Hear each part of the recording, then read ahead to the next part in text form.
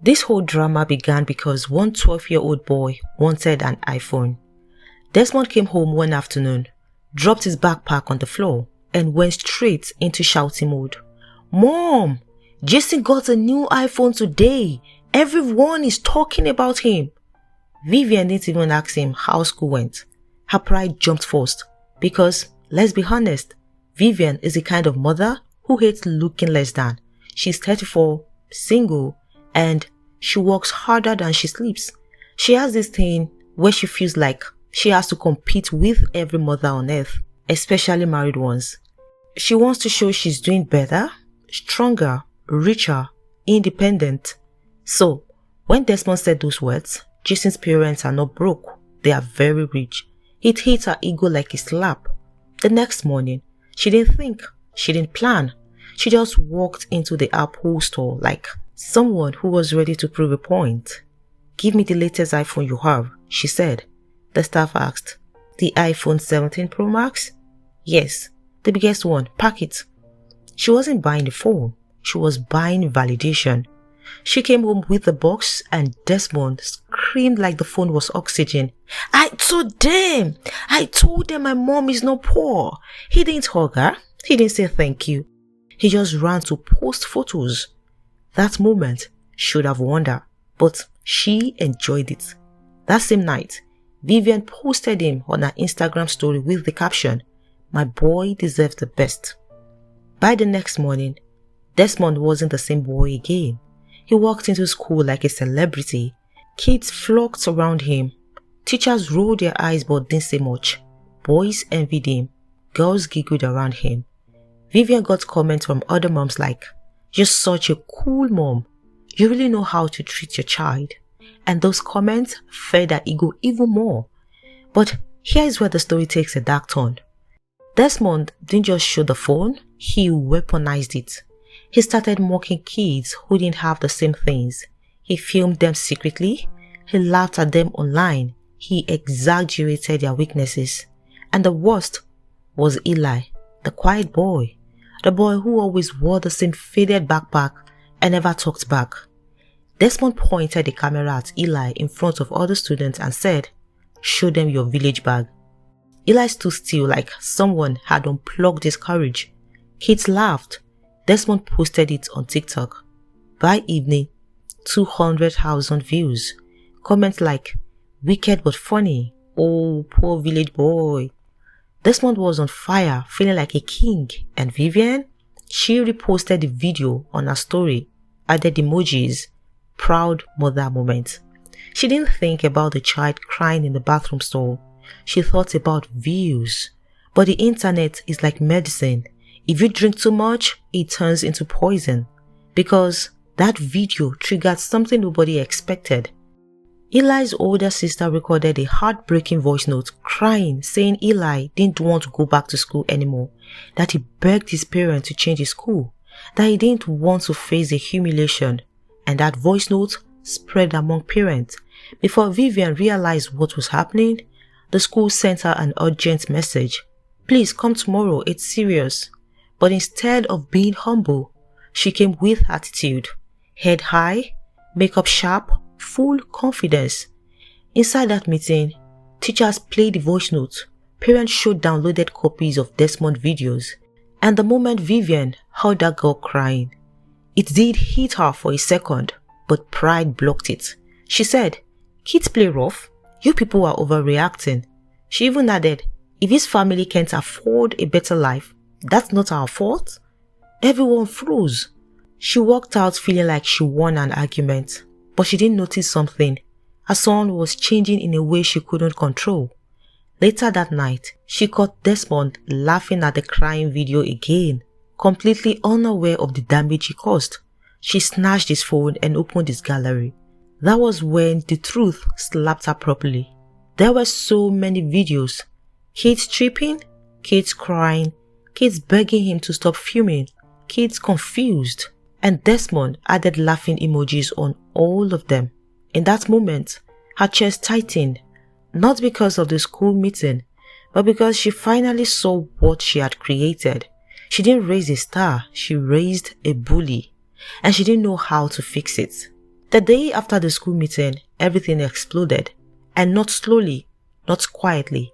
It exploded like someone dropped a bomb in the school group chat. By 7:30 a.m., Vivian woke up to over 300 missed notifications, WhatsApp groups, school forum, mommy groups, random numbers, screenshots everywhere. Someone had reposted Desmond TikTok videos, added dramatic captions like, "This is bullying and this boy needs help." And suddenly, the internet grabbed the story like a hungry dog grabbing meat. Vivian opened Instagram and her heart dropped. A video titled, "Rich Mom Raising a Monster," had over 40,000 shares already. Comments were brutal. Everything is not about money. Her son needs therapy. This is wickedness from home. She probably encourages this nonsense. Cancel them both. Vivian tried to comment, "Please stop dragging my son. This is deeper than you think."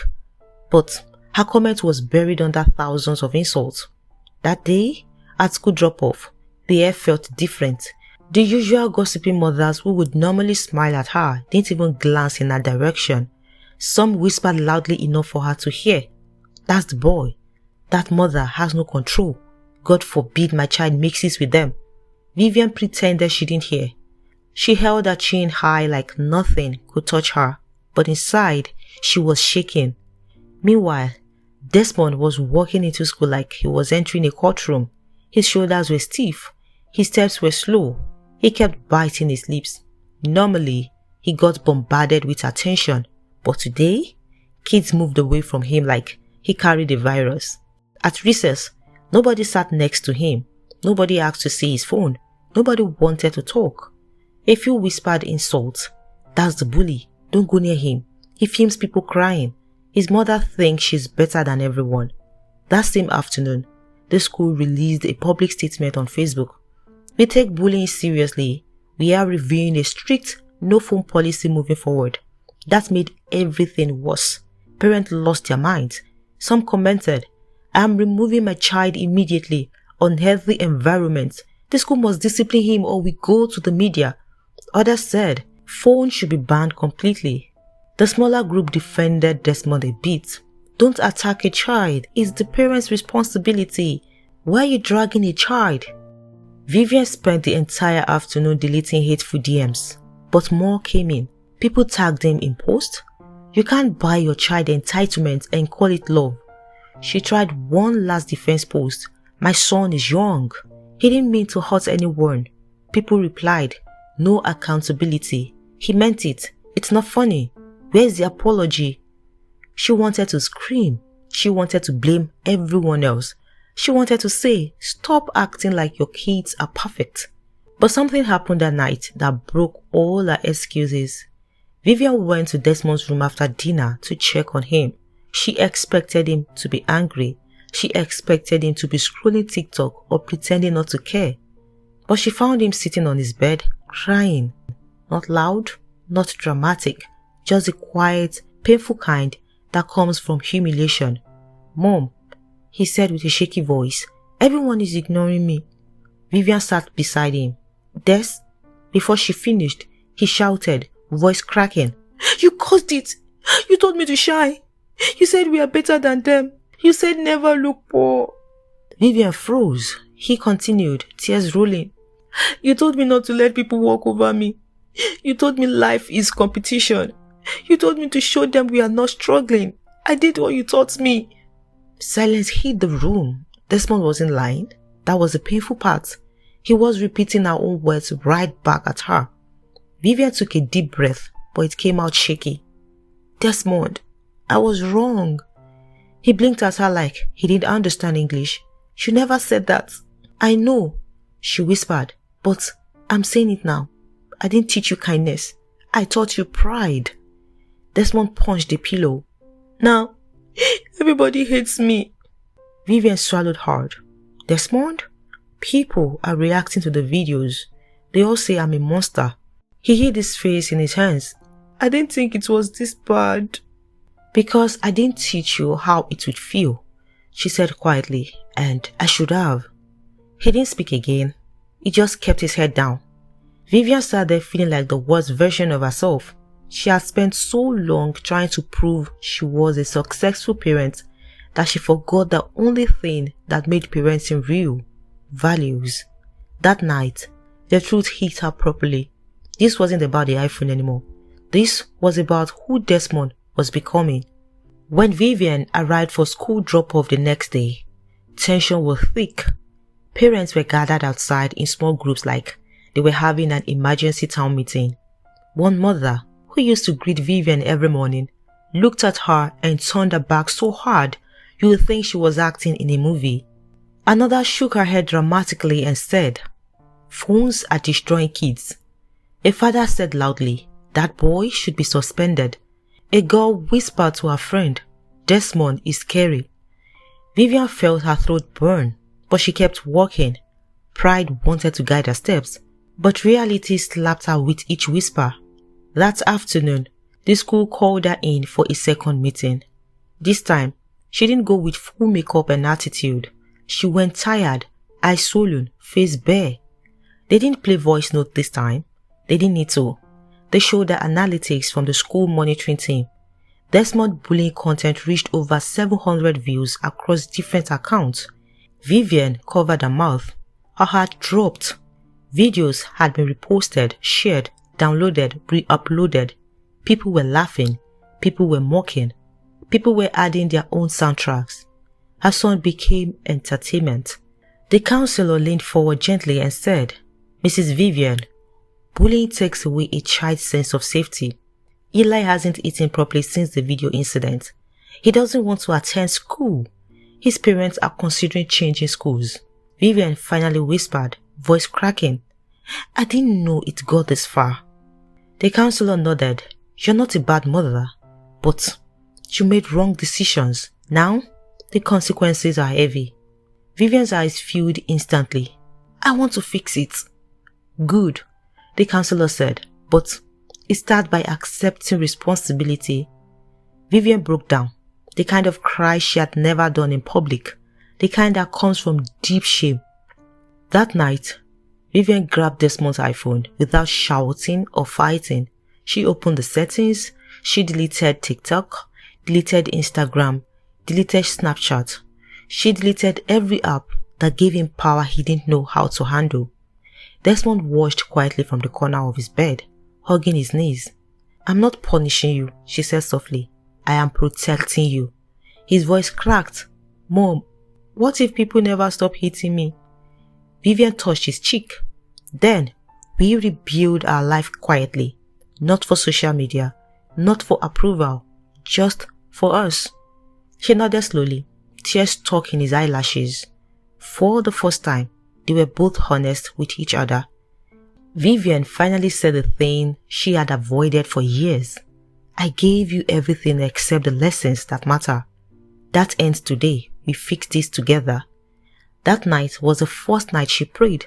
Not a formal prayer, just a quiet one in her heart. "Please, help me raise him right." After that emotional night, Vivian woke up with a headache. Not the normal stress headache. This one sat deep inside her skull like a stubborn reminder. You can't pretend anymore. Fix it. And for the first time since everything started, she wasn't thinking about her ego or reputation. She wasn't thinking about what other moms said about her. She wasn't thinking about looking expensive or strong or independent. She was thinking about Desmond, because the boy wasn't just scared, he was broken. The next morning was the first time Desmond didn't ask for his phone the moment he woke up. "No, Mom, where's my charger? Mom, my battery is low. I need to check my messages."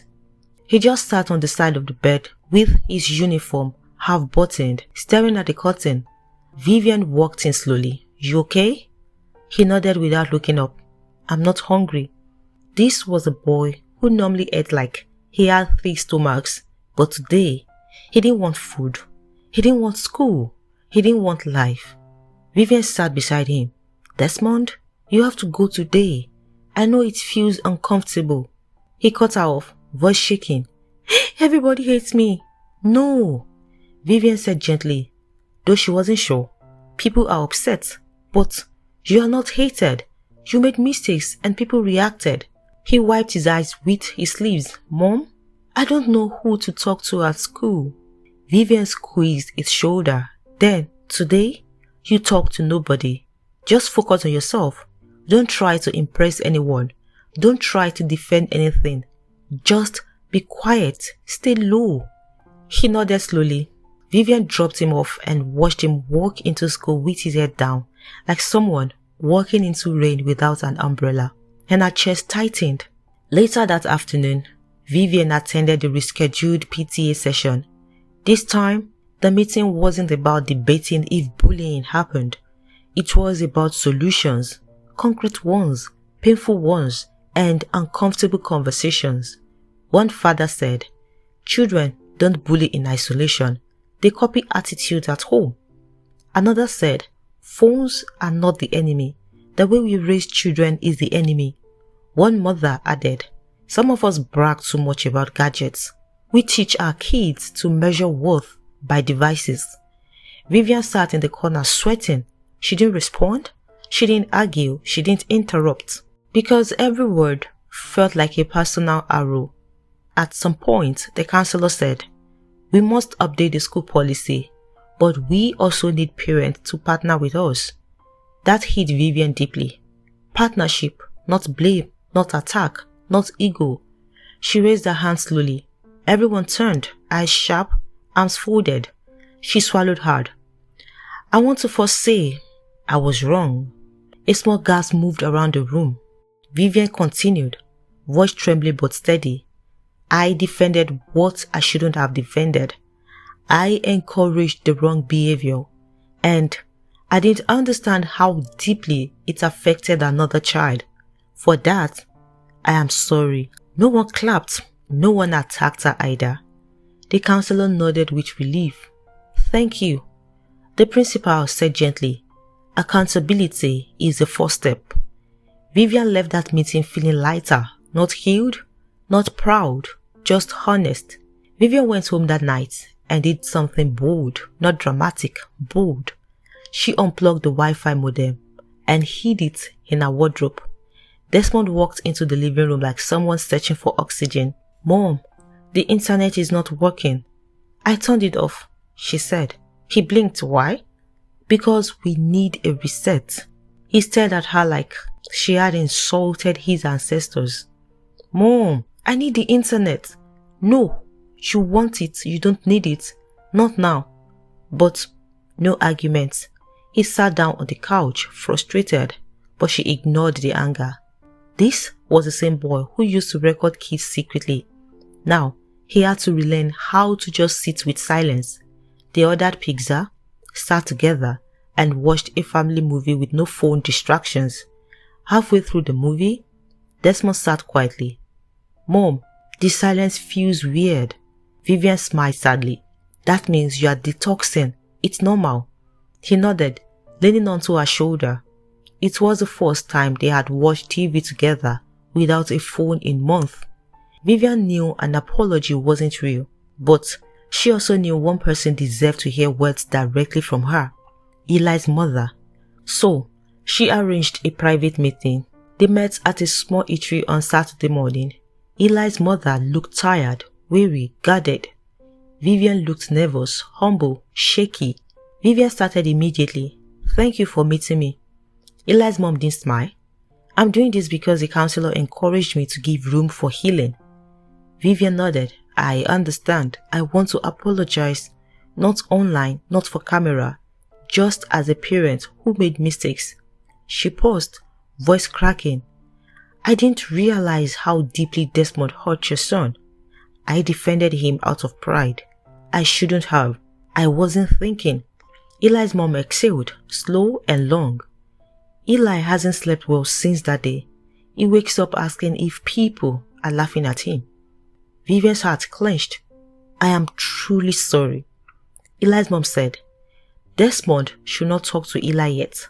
He needs space. But maybe one day, when he's ready." Vivian nodded. "Whenever he is. No rush, no pressure." It wasn't a warm conversation, but it was honest. And sometimes Honesty is more healing than hugs. A week later, Desmond came home unusually quiet. Something was off. Vivian asked, "What happened?" He shrugged. "Nothing." "Desmond?" He sighed. "Mom, today we were having lunch and two boys started making fun of another boy's shoes. They told me, 'Desmond, do your thing, record it.'" Vivian's heart stopped. "What did you do?" she asked. He swallowed hard. I said no. "Then what happened?" "They laughed at me. They said I've gone soft." "What did you do next?" He looked down at his fingers. "I told them it wasn't funny, then I walked away." Vivian's eyes filled. "And how did you feel?" He shrugged. "I felt weird, but also, I don't know, maybe lighter." Vivian nodded. "That's growth." He wiped his eyes quickly like he didn't want her to say. "Mom, I'm trying." "I see that. I am proud of you." Despite progress, Desmond's mental state didn't fully heal. He still walked into school with anxiety. Kids still whispered. He still felt judged. He still felt like everyone saw him as a bully. One morning, he told Vivian quietly, "Mom, I don't think I can heal here." Vivian nodded slowly. It made sense. People don't forget viral moments easily. So she made a decision not to protect her reputation, but to protect her son's mental health. She changed the school. No announcement, no drama. Just a form, a meeting, a new uniform. The new school had stricter rules. No phones in school premises, no camera allowed, no TikTok filming anywhere near school grounds. The principal said something that stuck with Vivian. "Here, we prioritize character over gadgets." Desmond started fresh. Quietly, no fame, no spotlight. Just a new boy in a clean uniform. He didn't try to impress anyone. He didn't show off anything. He didn't brag. He just existed calmly. And kids slowly got to know him for him, not his phone. After 3 months of consistent healing, therapy, and parental guidance, Vivian finally posted something on her private page. Not to show off, not to brag, but because she wanted to remind herself of the lesson. "When I bought my son a real phone, I thought I was giving him love. But confidence without character becomes cruelty. And attention without empathy becomes destruction. I am learning. He is learning. We move forward with values, not gadgets. No emojis, no captions, no audience. Just truth." That night, she walked past Desmond's room and saw him writing something in a notebook. "What are you writing?" she asked. He smiled shyly.